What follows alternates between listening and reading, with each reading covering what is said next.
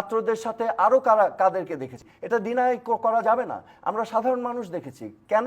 দ্রব্যমূল্যের ঊর্ধ্বগতি, মানুষ বেরিয়ে এসেছে, হয়তো কেউ এসেছে দর্শক হিসাবে দেখার জন্য, তারাও তো নিহত হয়েছে। ভবিষ্যতে শান্তি চাই, তাহলে আমাদের ন্যায় বিচার প্রয়োজন, জাস্টিস দরকার যারা ভিকটিম তাদের জন্য।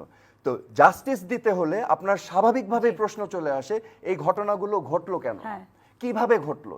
তো আমি এখানে কয়েকটা পয়েন্ট লিখেছি, আমি জাস্ট আমার মাথায় যা এসেছে আমি লিখেছি, what needs to be done, what does the general people want. আপনার মানুষের অনুভূতি বুঝতে হবে, জেনারেল পপুলেশন কি চাচ্ছে। আপনার একো চেম্বারে থাকলে হবে না, আপনি নিজের কথা নিজেই আমরা নিজেরা বলতে থাকবো, এটাকে বলে একো চেম্বার। এই একো চেম্বারে থাকলে হবে না, বেরিয়ে আসতে হবে, জিজ্ঞেস করতে হবে মানুষকে, মানুষের মনোভাব বুঝতে হবে যে তারা কি চাচ্ছে। এই যে দেখেন, তাহলে আমি এখানে লিখেছি হু আর দ্য ভিকটিমস, এখানে ভিকটিম কারা ছিল। তাহলে জাস্টিস যদি চান তাহলে আপনার প্রশ্ন করতে হবে ভিকটিম কারা ছিল। তো আমরা দেখি হু পার্টিসিপেটেড এন্ড ওয়াই, কারা এই আন্দোলনে নেমেছিল। মুখ্য ভূমিকা রেখেছিল ছাত্র সমাজ, ছাত্রদের সাথে আরো কাদেরকে দেখেছি, এটা ডিনাই করা যাবে না। আমরা সাধারণ মানুষ দেখেছি। কেন?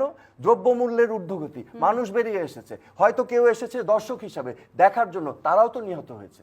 ওয়াই? ওকে, আর কে এসেছে? হ্যাঁ, রাজনৈতিক সুযোগ নিতে তো আসবেই, রাজনীতি যারা করে তারা তো সুযোগ সন্ধানী হবে। এই সুযোগটা আমি দিলাম কেন, সেই প্রশ্নগুলো আপনাদের করতে হবে, রাইট? সো কারা পার্টিসিপেট করেছে? ছাত্ররা করেছে, আম জনতা করেছে, যারা অতিষ্ঠ হয়ে গিয়েছে দ্রব্যমূল্যের ঊর্ধ্বগতি। এই যে বাজারে গেলে প্রতিটা জিনিসের দাম দ্বিগুণ, 3 গুণ, 4 গুণ বেশি, ইনকাম বাড়ছে না, রাইট? তার মানে মানুষের মনে জনক্ষোভ আছে, জনক্ষোভ যেখানেই আমি যাব সেখানেই দুর্ভোগ, সেখানেই দুর্নীতি, সেখানেই অনিয়ম।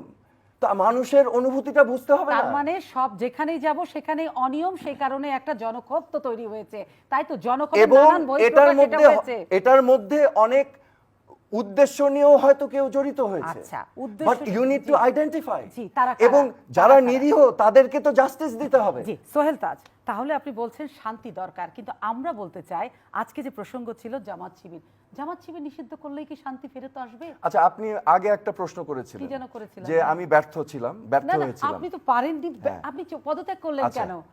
পদত্যাগ কেন করলাম সেটা একটা বৃহৎ বিষয় না, সেটা হয়তো জানেন না, কারণ আমি সব বলি না, আমি হয়তো 10% বলেছি, বাট হয়তো 90% কোনোদিনও বলা সম্ভব হবে না। বাট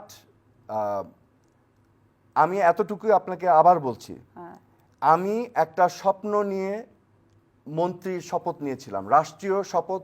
এটি বাংলাদেশের সবচেয়ে বড় শপথ, রাষ্ট্রের প্রতি আনুগত্য প্রকাশ করা, এই শপথের মাধ্যমে কনস্টিটিউশনকে আপহোল্ড করা, রাইট?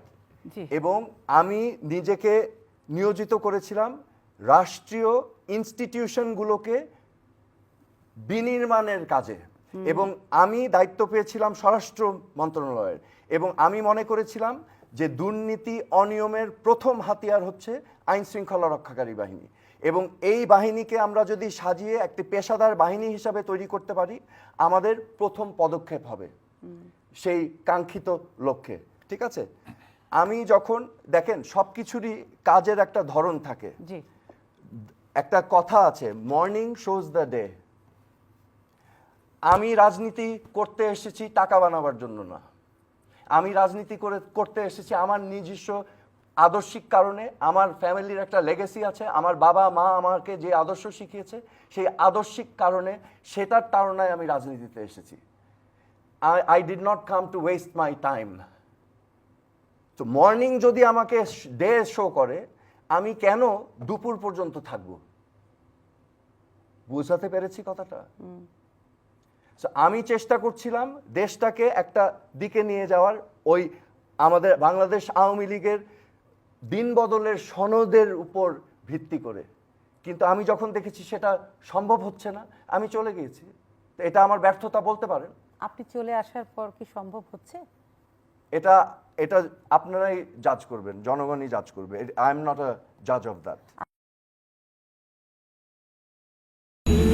বসন্তের মায়া মাখা রোদ, আর দক্ষিণের বারান্দায় তুমি আর আমি।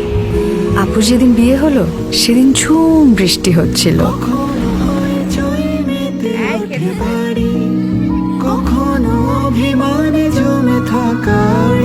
এইদিকে ভাইয়া ভাবির অভিমান তো শেষই হতো না। আংটিটা পছন্দ হয়েছে?